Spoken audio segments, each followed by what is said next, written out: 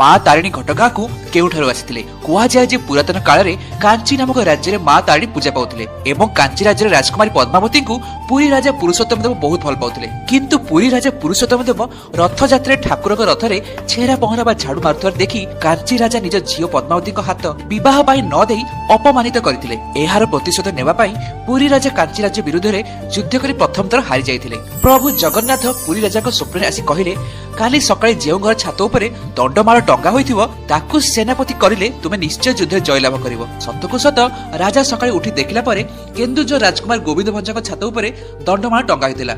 ତେଣୁ ପୁରୀ ରାଜା ପୁରୁଷୋତ୍ତମ ଦେବ ଗୋବିନ୍ଦ ଭଞ୍ଜକୁ ନିଜର ସେନାପତି କରି ଦ୍ୱିତୀୟ ଥର କାଞ୍ଚି ଅଭିଯାନ କରିଥିଲେ। କୁହାଯାଏ ଯେ ସ୍ୱୟଂ ଜଗନ୍ନାଥ ଏବଂ ବଳଭଦ୍ର ସୈନ୍ୟ ବେଶରେ ଏହି ଯୁଦ୍ଧରେ ଲଢିଥିଲେ। ଦ୍ୱିତୀୟ ଚେଷ୍ଟାରେ ଜୟଲାଭ କରି ଗୋବିନ୍ଦ ଭଞ୍ଜ ମା ତାରିଣୀକୁ ଶ୍ରୀକ୍ଷେତ୍ର ପୁରୀକୁ ଆଣିଥିଲେ। କିନ୍ତୁ ପରେ ଯେତେବେଳେ ନିଜର ପିତାଙ୍କ ମୃତ୍ୟୁ ପରେ ଗୋବିନ୍ଦ ଭଞ୍ଜ କେନ୍ଦୁଝରକୁ ଫେରୁଥିଲେ ସେତେବେଳେ ମା ତାରିଣୀଙ୍କୁ ନିଜ ସହିତ କେନ୍ଦୁଝର ଯିବାକୁ ପ୍ରାର୍ଥନା କରିଥିଲେ। ମା ତାରିଣୀ କହିଥିଲେ ଯେ ସେ ତାଙ୍କ ପଛେ ପଛେ ସ୍ୱୟଂ ଯିବେ, କିନ୍ତୁ ଯେଉଁଠି ବି ଗୋବିନ୍ଦ ଭଞ୍ଜ ପଛକୁ ଚାହିଁ ତାଙ୍କୁ ବୁଲି ଦେଖିବେ ସେଠି ସେ ରହିଯିବେ।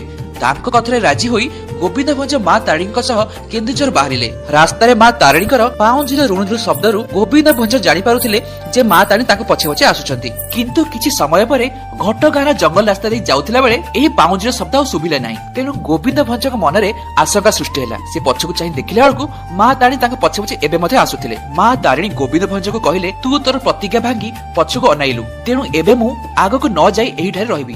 ତୁ ଏହି ଘଟଗାଁ ଜଙ୍ଗଲରେ ମୋର ମନ୍ଦିର ନିର୍ମାଣ କରି ପୂଜା କର। ସେବେଠାରୁ ମା ତାରିଣୀ ଘଟଗାଁରେ ଏହି ମନ୍ଦିରରେ ପୂଜା ପାଇ ଆସୁଛନ୍ତି।